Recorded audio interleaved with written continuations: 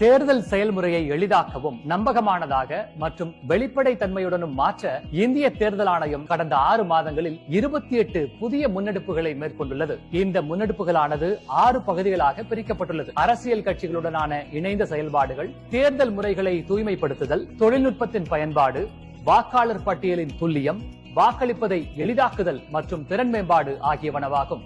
இந்த பகுதியில் சிறப்பு வாக்காளர் பட்டியல் திருத்தப் பணி பற்றி பேசுவோம். சமீபத்தில் முடிவடைந்த 4 மாநிலங்களின் இடைத்தேர்தல்களில் ஏறக்குறைய 20 ஆண்டுகளுக்கு பிறகு முதன்முறையாக இடைத்தேர்தலுக்கு முன்னதாக வாக்காளர் பட்டியல் திருத்தங்கள் மேற்கொள்ளப்பட்டது.